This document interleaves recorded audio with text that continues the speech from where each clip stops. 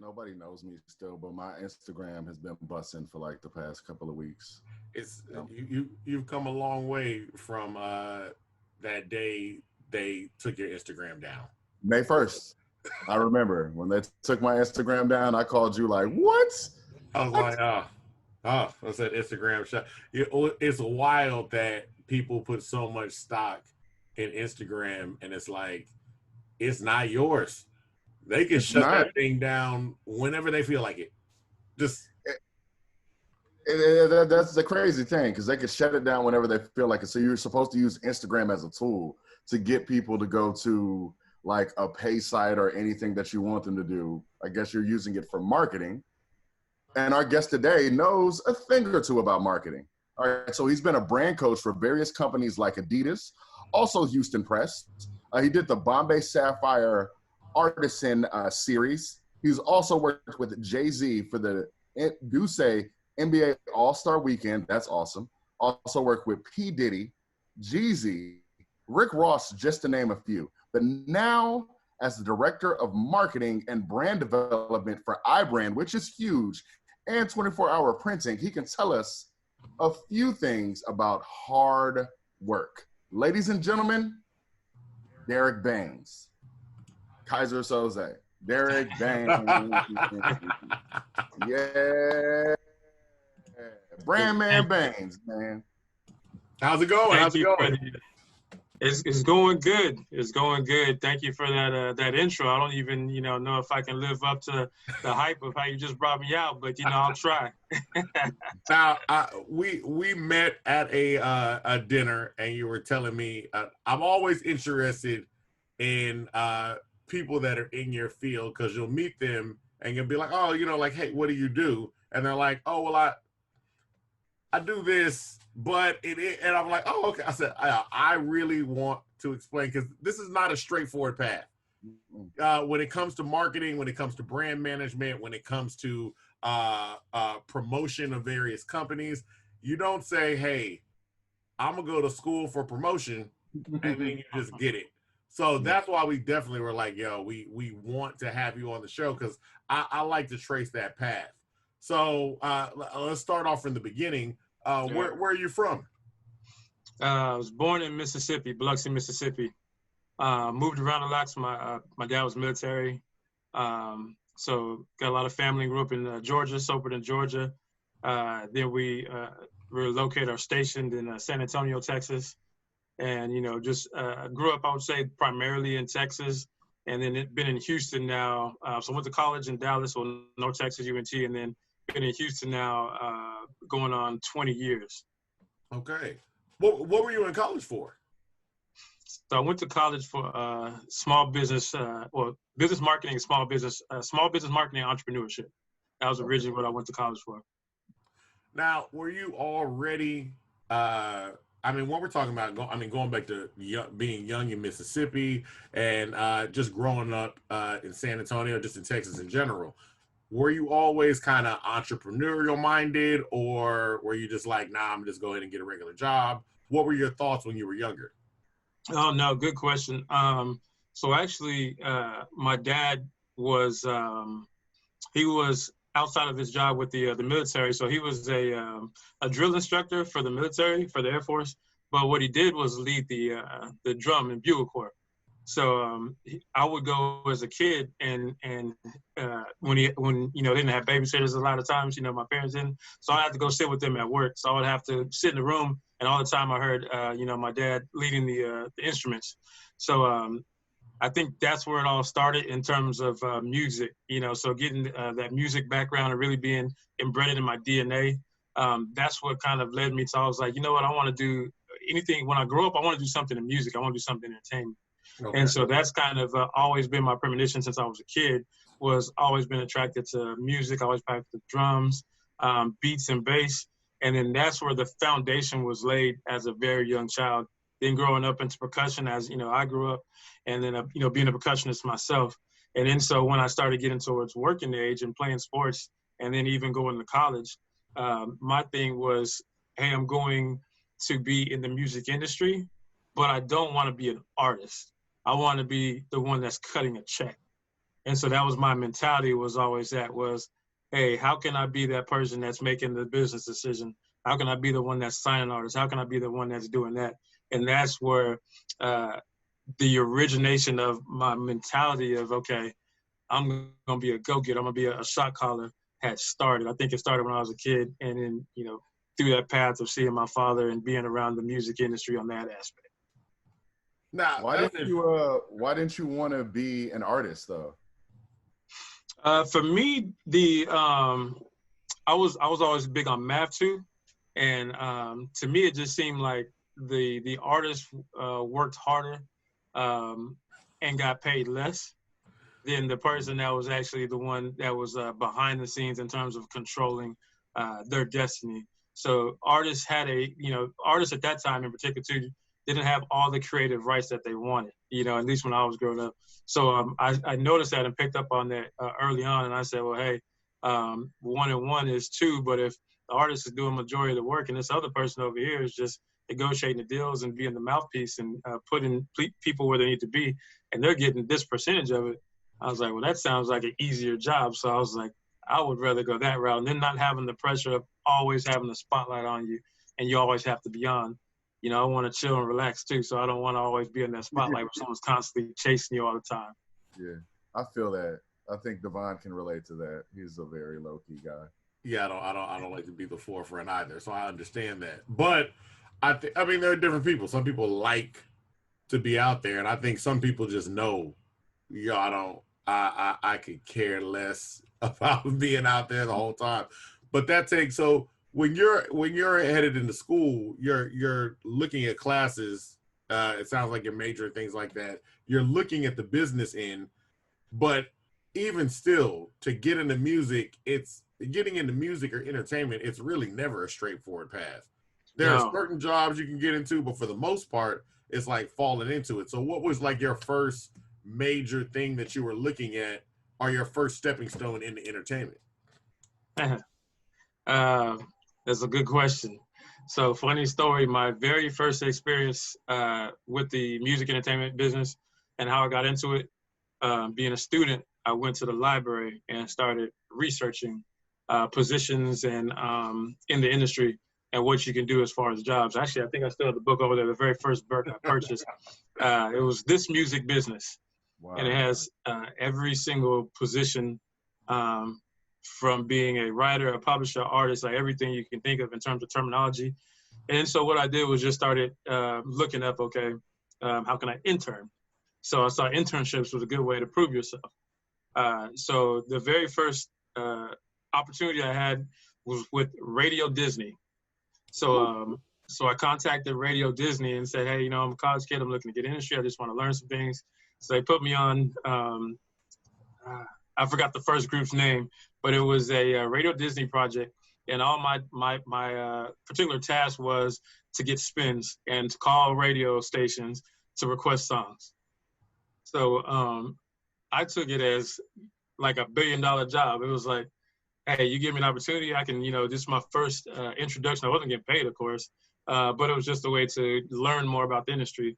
So I think I called radio stations after class for about 3 hours every day and requested, it was, the song was Jump 5. I remember that for some reason. I can't remember the artist, but I would just call it. It's funny. I said it, I called so much, I remember the song. But yeah, I called radio stations just around the country. Hey, can you play this song? Hey, can I get a song? You know, and that was my first internship, which then led to other internships to bigger and better labels after that, let's say. So the next phase from there was college marketing for Rap-A-Lot Records. I remember I did have a short internship there where I was doing just helping push projects throughout our college campus, passing out swag, passing out T-shirts, stuff like that, letting people know about album releases that are coming out. And then that then led to meeting people with Sony and Arista. And then so I got an actual college marketing representative position with Arista Records after that. And that's kind of the real foundation in terms of where I really learned the music business and really got a foot in. Now, what year was this with when you're connected with Arista? This was, oof. Let me see if I can. You have to look at the calendar. He's an organized man. I keep all this stuff just to because when you do so much, you start to forget things. Yeah. That's good. So the Radio Disney was 2003. Okay. And yeah, so Arista Records then that was 2004. That's when it started, 2004. So this is relatively quick. I mean, I always find it too interesting where it's in order to get into a lot of these jobs, the buy-in is you got to grind and work extra hard for nothing. Correct. Like that's it. Like you're saying, I get out of school, I work 3 hours every day for no monetary payment, but the opportunity to possibly get another job. Like that's it. So did you always have that mindset? Like it's like, yo, this is just what I gotta do to get there. Did you have to ease into that? Was it a shock when you first got in? Or was this what you were expecting coming in? Like, yo, it's Radio Disney. I just got to do what I got to do. Yeah, that's a bit of mentality. I think, playing sports, being an athlete, I'm just one of those super naturally competitive people. Everyone doesn't have that level of competitiveness, but that's just always been me. I'm gonna find a way to win. I remember even I was working some job in high school, just a night shift job. Right after practice and everything like that, after games, and I was working an overnight shift in the summers. When I left for that summer, I remember them, the manager, and this stays with me since that day. But he said, "Hey, when I got ready to leave, announced in front of everybody gathered around. Is like, I just want to say, this high school kid, he comes in here every day, and he works as if this is his own company. That's how much effort and passion and energy he puts into what he does." And so I've always had that same level of intensity, whatever it is you do. And I actually, when I'm talking with people, if I'm mentoring other young gentlemen coming up, or they're asking me advice, they say, "Hey, what is your number one key to success?" And I always say, no matter what it is you do, no matter how much they're paying you or how little they're paying, or if they're paying you or not, I was like, give it your all, because you never know who's watching. And if you outshine everybody, there is no way the universe will not open doors for you. So just having that mentality, I don't care what it was at Radio Disney, with the next project, everything I did always led to the next thing, because I'm going to put that much passion and work into anything you give me. And that's how you're able to flourish. Now, Arista was paying you, right? No, believe it or not, everybody thought it was. I'm going to go on the record right now and say, I didn't get paid nothing. I got paid zero. I was working a part-time job. And I'm with all these artists when they're in town. I'm with Neptunes when they're in town. I'm with Youngbloods. We're doing the tour. I'm working Pink's album. I even did Super Bowl weekend, right? I was with So Def. So get this. I am not getting paid one dime. I'm with Jermaine Dupri, his manager, and everything. I recruit my own street team to go push. We're working till 3 a.m., putting posters up, litter flyers, everything, pushing parties. And I did not get paid $1. Wow. But from the outside looking in, everybody was just you get to be with this person, you get to be with that. Yeah, but no, I just knew how to make the opportunity present itself to where, okay, I'm gonna get what I need out of this opportunity and take advantage of it. But yeah, I didn't get paid at all. Oh, okay. Now, how does that too, when you're talking about Super Bowl parties, Jermaine Dupri, all these things, and we kind of talked about this a little bit at the dinner, like, how is that working entertainment where the perception from the outside is you have money and everything you are doing is fun? Like, that's it. And you're like, I'm not getting paid yet. And even up to this day, I'm at work. Like, I don't care how many bottles are popping around me. This is my job. So what is that like being in that kind of situation? When you're young, and at that time I was young, it's fun as hell. I'm not gonna lie. Because although you're not getting paid, you're around celebrities, you're around the lifestyle, you're around the perks. So the payment I say was you get the perks that the entertainers and celebrities get when you're there. So so to give you an example, like South by Southwest, this is when we released the Neptunes, and they were down there promoting their artists, or their band Spy Mob. Yeah, it was Spy Mob at the time. So we go to venues and stuff like that. It's red carpet treatment. You're getting free everything, free drinks, free this, free everything. No lines, anything you want. But then you go the next day, you're not with, Pharrell and Neptune. Hey man, you don't remember me from yesterday? Hey, I'm sorry, you're not with Pharrell and them. You're like, you know what I mean? So, but people from the outside, you make it a party. You live that fast lifestyle while you're young and enjoy it. But then you have to have some type of form of income to be able to just support your daily bills. But when you're young, man, it's fun. I'm not gonna lie, it's worth it. It's worth it if you know how to flip those opportunities and use them to your advantage. Now you kept saying when you were young, I was waiting for, and then as you get older. Now let's talk about as you're not as young. Let's not say anybody's old. We're not old, but it's like as you're not young, how does it feel now? Sometimes it is tough. I pace myself. It's still mad fun. Don't get me wrong. My life looks fun, and that's because it is. But at the same time, that fun comes with a cost. Those hours to put in the imagery you get to see for those events, that we get to be a part of and experience that a lot of people are like, man, your life is so fun. You get to do this every single day. Every event and every scene or situation you see, there are hours of prep work, days of prep work, staying up late, phone calls, budget meetings. So when those events are taking place, I'm in the mindset of, all right, good. The event has finally started, so it can be done. And I can go home and rest because I know I'm going to recover for a couple of days, and we're going to get up and do it again. So it's still fun. It's just paced at a different scale. All right. Can you tell us about a particular event that you were like, oh my goodness, I cannot wait for this to be over? You don't have to say the name. Just tell us a story. Oh man. He has it in his head too. Yeah. I know you have it in your head. I'm gonna say the city. I'm gonna say it was in Vegas. All right. It was in Las Vegas. It was. And I'm not gonna call this person out.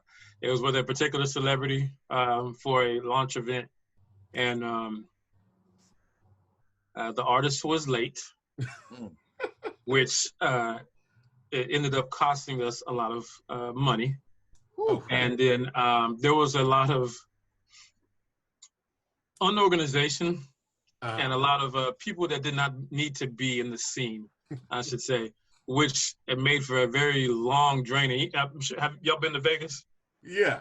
In Vegas, I mean, the days, I mean, it just kind of just runs together. Okay. So when you have a entourage of people who feel that they want to get the same treatment as the celebrity, and you're the one chaperoning them day and night, I was just ready for that. That 3 days seemed like 2 weeks. So I was so glad when that was done. I can imagine. Does that happen often though, when artists usually carry an entourage that is unfavorable? It does happen. I find now at the point in my career, not as much, or maybe I know how to handle it better, or maybe I offset that to somebody else to deal with. But that's probably what it is. There are some crazy times where artists have ridiculous things in the writers, but I find it now just having a straight up conversation, and maybe it's because I'm at a different level to where I can be like, no. Yeah. Like, no, we're not doing that. But we will do this, you know what I mean? When it comes to a writer, like we've all heard about writers. When it comes to a writer, you can ask for like anything on a writer? You can ask for anything. You can ask for green M&Ms only. I want the red ones picked out. and I just want green and blue M&Ms and stuff like that. Like, it gets pretty ridiculous. Yeah, I gotta have this particular brand in a water bottle with this much ice. This particular brand of cookies. I mean, it gets this particular popcorn or this combination. Yeah, it gets it can get quite interesting. Okay. What artists can request.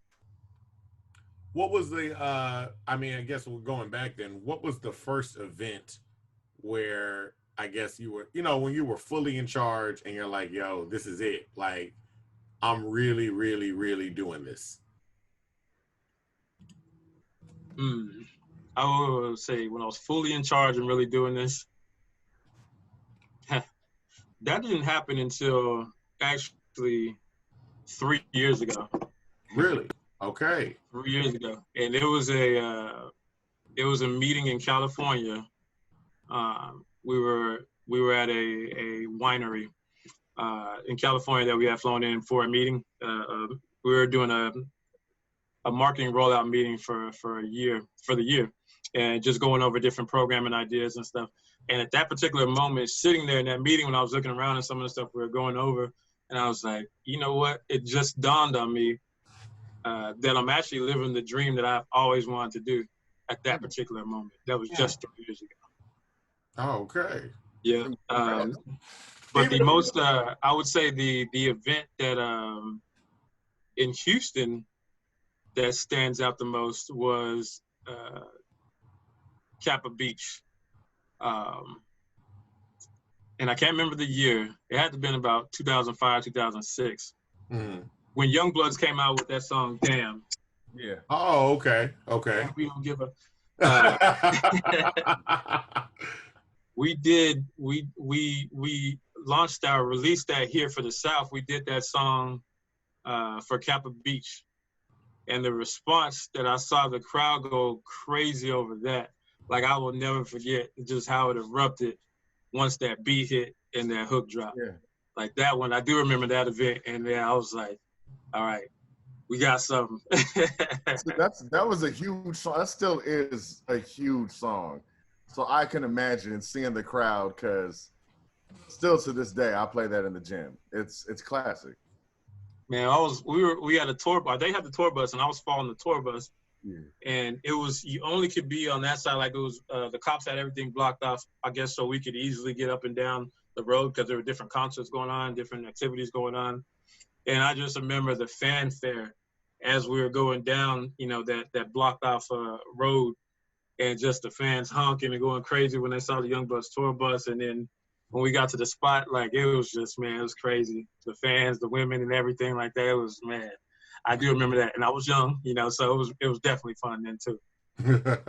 We hear you talking. We don't have to talk about it, but we hear you. There you go.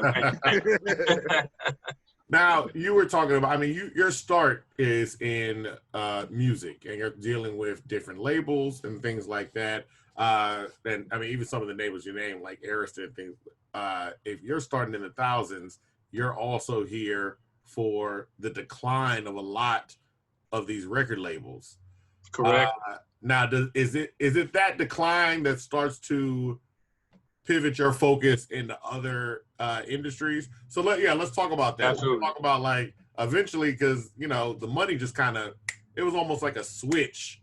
Record label. I mean, I used to write for certain people, and it was like, hey man, we're good, but money ain't here no more. Like, yesterday money was there, today money's gone. So talk about that for us real quick. Yeah. So that transition that happened, that's when labels started merging. Sony BMG merged, which with that acquisition, then Arista, all the department heads basically got reorganized.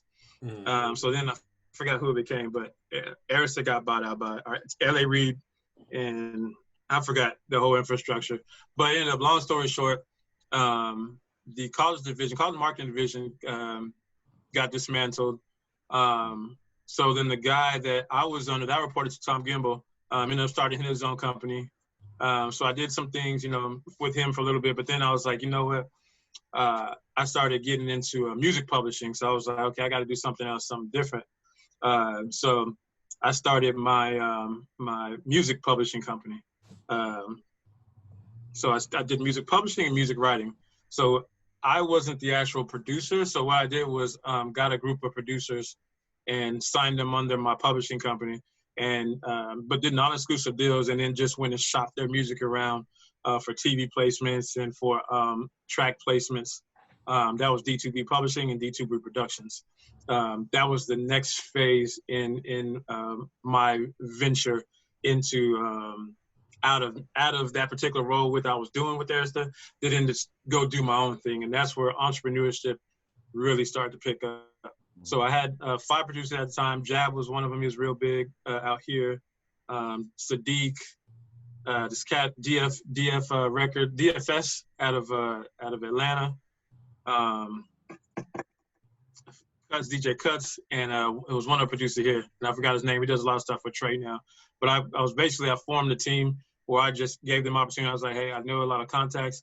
Let me shop your tracks around. And we got a couple of placements, or I did anyway, where, you know, I started getting some publishing checks coming in every quarter, just off of, like, a lot of stuff was overseas. MTV got a lot of placements on there. And then also with MTV television, we also got on some shows where we got some, you know, rolling in checks too. So that was the pivot into, okay, the next journey and next phase of what I want to do career-wise. Okay.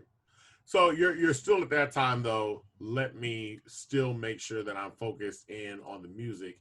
Are you starting to think like, maybe I need to be looking at other things besides music? Or are you still wholly like, yo, let me just stick inside this industry? I'm thinking at that time, yeah, I'm gonna hold tight. You know, things are gonna pan back around. Unfortunately, it didn't. Checks started. I started receiving less publishing checks. You know, started seeing less placements come around. I was like, okay, this is diminishing. So at that time, I actually was. I started working for Houston Press. That's what it was. Yeah. So I went and I started Street Team Houston Press. So then from once I got on the Street Team Houston Press, as I always work my system, and that's go, tear, you know what I mean, create a legacy, dominate. I then get a position, well, take over Street Team coordinator, then get brought on to as an advertising exec. So I'm working 2 jobs at Houston Press. I'm working my advertising job day and the Street Team coordinator. So I'm, you know, dealing with managing the Street Team and, you know, the Street Team members and how that process goes at night. So I'm working double shift, double duties. Then after that whole stint, I started my company, D2B Marketing Productions. That was the preface to what now is now just 24-hour printer. But that was the first phase of it, because I had 2, I don't want to say failures, but learning opportunities, you know, because a lot of people don't know too, your first couple of ventures usually aren't successes, you know, but they're learning experiences. So had a couple of failed businesses that I started, but, you know, they put me in a position, okay, next time I do it, I'm going to do this different. I'm going to do this different. But that was the shift. I'm about to say, that's always good that you have that perspective. But I would think people like, I mean, even what you're describing, I think a lot of people in the promotion or the marketing game have a real destroy and rebuild mentality. Like, you're starting at the Houston Press and you're starting at the Street Team. Like, you went from here, Street Team, but it's not like, oh, I'm at the Street Team. Like, it's like I'm about to work my way back up to whatever this is over here. So your mindset when you're going in and you're saying like, hey, well, we was just at this level and now I got to start back at the bottom. Like, how do you keep the focus and how do you keep the energy up to say, yo, like I'm gonna get back on top? I don't really know where that burning desire, that unwillingness to give up comes from. It's just a matter of, I look at any window of opportunity. I say, I don't care what it is, what role you have. If there's a company I want to work for, I'm like, give me anything.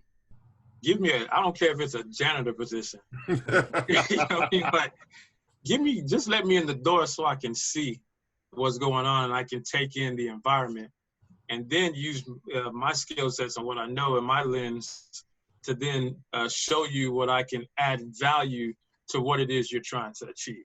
I didn't know how to, put that in the terms back then, but that's always kind of been, again, my gumbo, to any successful, any role, any position. That's my key to success is it's a plan. It is, give me one position, tell me what it is that you need done with this. Cool. I'm going to do that. Let me also know your other goals. And I'm going to figure out a way that I can use my skill sets to help you achieve your goal. But I'm going to go in there. I don't care what position you gave me. I'm going to do that. But I'm also going to look at what is the ultimate goal that this company needs to reach. And I'm going to figure out a way to do that or help get there in some type of way to where you're going to have to offer me something. If not, another competitor is going to see. Hey, so I'm going to make myself as valuable as possible to this company, and either they're going to get it or their competitor's going to get it. Correct. I'll lay down.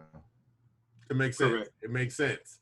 So once you form your own company, your goal is like what when we're talking about reaching out, because when I was talking to you, I think that's also interesting. When I was talking to you before, you say, hey, we can just do it right now. Like, what would you describe yourself as?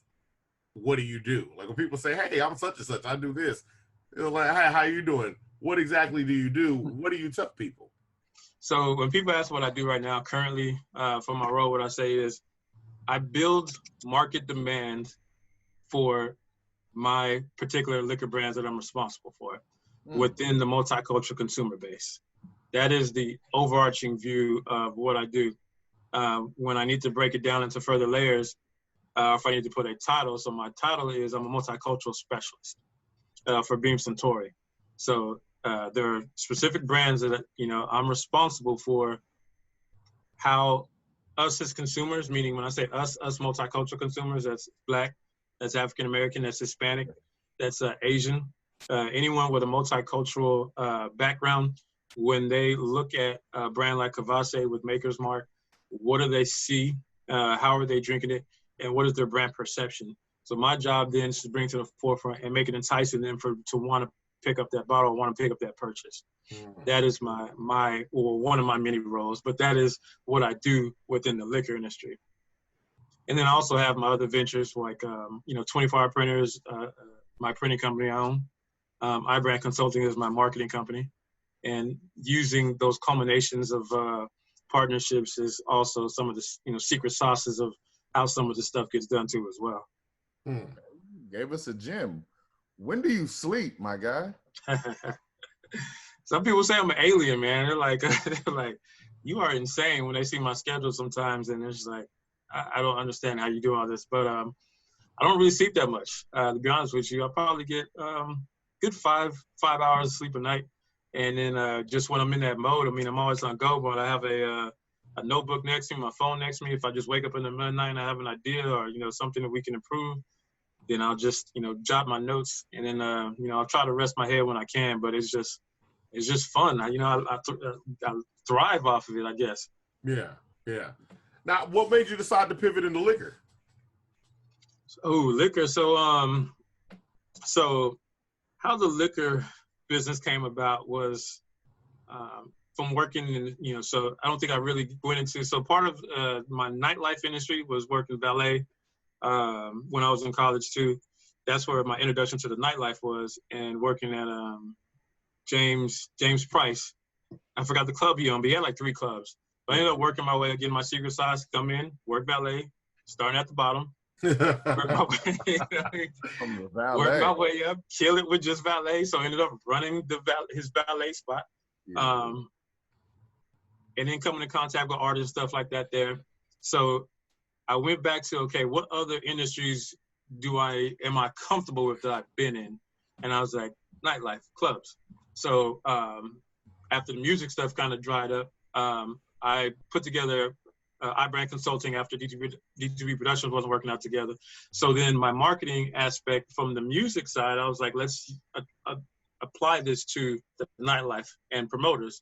So then I would work with promoters promoting events. So they're club nights. And then that led to, okay, let's do some concerts.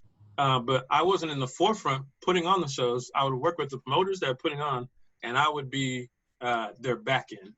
So I would do their e-blast, I would do their at that time, we were doing text blasts, doing email blasts, have organizing a street team, because again, I had street team experience with the Houston Press. So I would kind of organize and run their business behind the scenes. So then fast forward with that, kind of developing, I started doing the more of the national events. That's when we got into the puffies, and we got into these bigger grandiose events. We're doing BT weekend, we're doing All-Star weekends everywhere. So then your name kind of gets circulated at that point. So Corey Laney, who was in the liquor industry,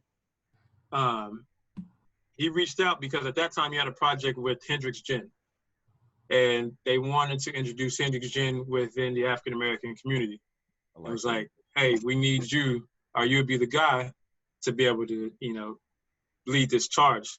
So then we collaborated, and I came on with their agency at that time, because before, when I'm doing all those promotions and stuff, we were doing Ciroc Boys and everything like that. Yeah. So then I came on and got brought on from the agency side now to help push Hendrix.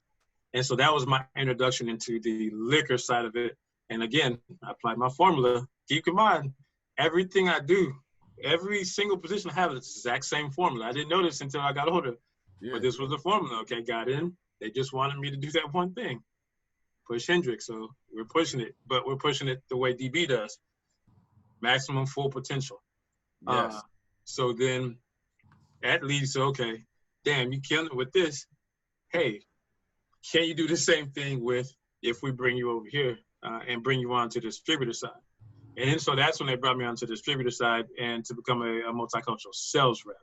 And now to be responsible for selling a now portfolio of brands. And so that's my first introduction, though, was Hendrix, from them seeing me doing different things in terms of promotions with all type of concerts, all type of events around the country. I was about to say, because liquor is kind of involved. I mean, you pick two industries that are involved in everything, music and liquor. Yeah. And they're going to have their hands in a lot of different stuff. So, I mean, it makes sense. Like, what are some of the brands that you have worked with, or are some of the labels that you're doing work for? Yeah, so I'll start with some of the brands. I've worked with Jack Daniels, Remy, Martell, Jameson, of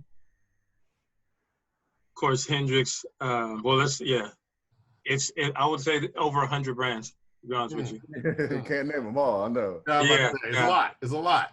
Because through that whole phase, starting as a sales rep, applying my formula, I then within 1 year, I think it was within like 1 year, I get then promoted to I was district manager for Republic National Distributing Company, multicultural district manager for Southeast Texas. And I was the first African-American in that position. So all those brands, it was over a portfolio of almost probably, I want to say, 200 brands at some point. Yeah, overall through the course of the career. Oh, wow. Wow. What's that like, too? I mean, you were in, when you're talking about the music side and then stepping over to the liquor side, I'm just guessing, and stop me if I'm wrong, the music side is going to have a lot more African-Americans, a lot more people that look like you. And then, like you're saying, going over to the liquor side where you're supposed to be bringing the people with you. What is that like in terms of operating and just culture in general? Definitely different. The music side, I think, prepared me for it, though, because I remember my first Sony meeting. When I went to that first Sony meeting, I was in culture shock because, again, I'm a young kid thinking hip-hop is us. Yeah. Hip-hop. And I go to a corporate meeting in Dallas at that time, and the different division heads, there was two black people. Yeah, yeah. And I'm like, I had to lean over. Hey, am I in the right meeting? So that kind of, you know what I mean? Like, they're like, no, this is such a, I was like, oh, okay. So that prepared me to let me know, by the time I got over to the liquor side, the people making the decision for us culturally aren't us at most, you know what I mean? And so that further motivated me to be put in that position, that if someone is going to market something to us, let them be culturally involved, not outside of just a dollar, but let them really care about the culture. And that's why I'm so passionate about being and staying within the multicultural space within this industry. And then also bringing other people into this industry and coaching them how to have a long-term career here. Absolutely, absolutely.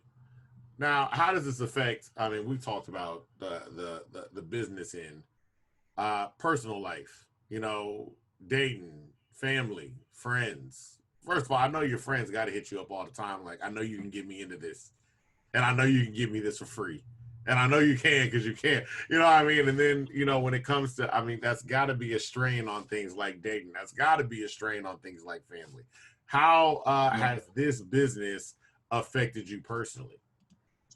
I mean, a transparent moment in truth, just so, you know, someone can take this and learn from it. It's kind of a struggle, you know, because at first when you don't really know, or you find out later on, people don't always want to be around you because of you. They want to be around you because of your access. Mm-hmm. And so that forced me to be okay with not having a lot of true quote unquote friends. I know a lot of people, definitely know a lot of people, but there's not a lot of people I consider true friends. So I keep my network as small as possible. Okay. And I have no problem because I'm also a very giving person. So people understand that, you know what I mean? I have no problem with people being able to, since if you do, and we're truly friends, you know, I like to bring people along for this experience, and you know, because sometimes when else are you going to have an opportunity in life to do some of these things? And so I want other people to be able to join as much as I get to. So I'll invite different sets of friends to different events just so they can get that experience. In terms of family, early on it was tough. It was very tough, especially being married and having kids. Let's just say we went through some tough times, you know. As I matured and grew a little bit, I learned how to handle and navigate through the industry much more responsibly. Okay. That was a very diplomatic answer. That's a smart, that was an intelligent answer right there. He's so media trained. It's like if you watch his back, you can pinpoint. It'd be like, this is what he's saying, guys. He's a smart guy. We know what he's saying, but he's saying it the right way. And that makes sense. It's good. That shows maturity. That shows growth. It shows growth. It shows growth. Yeah. But other than that, I mean, as far as my kids, I'm super involved with. I'm that dad that's at every game, that's at everything that they have going on. And what I'll do purposely is I will earmark everything that they have. And as long as I'm not out of town, typically I will not schedule an event if one of my sons has a game. I am there for everything, try to record everything to be as, you know, as involved as much as possible in their life too. Okay. What would they describe you, like your kids, what would they describe, like, hey, take your, you know, when it's like parent work day or that kind of thing, what do they even say their dad does? They don't even know how to explain it. They say my dad is a businessman. Okay. That's what they say. Other than that, they're like, you know, he, and I had to tell them, don't say this. They're like, you know, he has a lot of alcohol. He's a businessman, but he has all this alcohol, and you know, he goes out a lot. You know, so I had to bring them a couple times. I remember taking my oldest son with me to took him to a Rockets game one time. I was just, hey, I want you to come, you know, hang out with me. Let's see how things are. And we go to, I wanted to give him an experience, you know. So he's like, we get to go up these escalators, we get to go to these suites and all this other stuff. And he's like, how do you get to do it? How do you know these people? And how do you get to do this? I was just like, you know, I was like, these are the things, you know, this is what as a part of the parts of my job. And I try to explain them to them that way, is take them to different things to see, hey, daddy just isn't drinking. You know what I mean? Like, yeah. And partying. Out here. There's a method to this, you know. There's a reason I'm doing this. Working. There you go. Now, I know people such as yourself are always thinking about the next step. I mean, from talking about your history so far, it's always been I'm forward thinking. Uh, what are your plans in terms of your marketing company, and where do you plan on taking it? And specifically, because you've made an active choice to stay in Houston. Uh, why stay in Houston, and why is Houston so important in terms of what are your future plans? Two reasons. One, I will always have a home here in Texas because of the price value of what we get per square footage. Agreed. We've seen house hunters. Exactly. When you travel and you see the different housing that what they get for what they're making income wise, I'm like, yeah, I got your home value just goes so much further here. Yeah. So that's one reason. The other reason is had to make it my home. One, I fell in love with Houston. Right when I came to Houston, it was like I just saw like a playground. I was like, man, this is like, it reminds me of the East Coast. Like it's wide open, and a lot of people don't have that that go-getter hungry mentality, like, yo, I'm going to take over. I saw, that, okay, again, being competitive, I was like, oh, I know I can get that person, I can get that. And when I say get them, I mean, like, I can aspire to either work with them or do what they do, but do it better. Absolutely. So, yeah, Houston I was like, there's so much culture here, from the food, the entertainment scene, sports. I was like, Houston has everything. So, and I was like, yeah, this is going to be my home. The other part to it is my wife don't want to move. We had a couple of opportunities to go see, some other places and stuff. And she was like, no. Yeah. And I was like, okay. So, I guess that's not going to work. Now, what are the plans? And now, I guess for that second part, what are the plans with your company? What are some of the things that you guys, if you can reveal, things that you have in the works or things that are upcoming that you want to let the audience know about? I will say with my two companies, with iBrand and with 24 Hour Printer, the next goal and phase is to open up opportunities to have employment for talented individuals. So they have some stream of revenue. That's the positioning and goal with those two ventures. iBrand is going to be also the next phase of that, is to groom a younger me, I should say, and coach them to either do the same thing and replicate things, just with less hurdles and obstacles that that I faced, so they can get there quicker. Then there's some other business ventures that I do have in the works that I won't go too in depth with, but they do involve real estate acquisitions. That's kind of the next 3 to 5 year phase on that aspect. Within the liquor industry, it's to still stay within the same path, but there's also another 5-year plan I have that I can't go into specifically. But I will say it's very exciting. It's still within the multicultural space.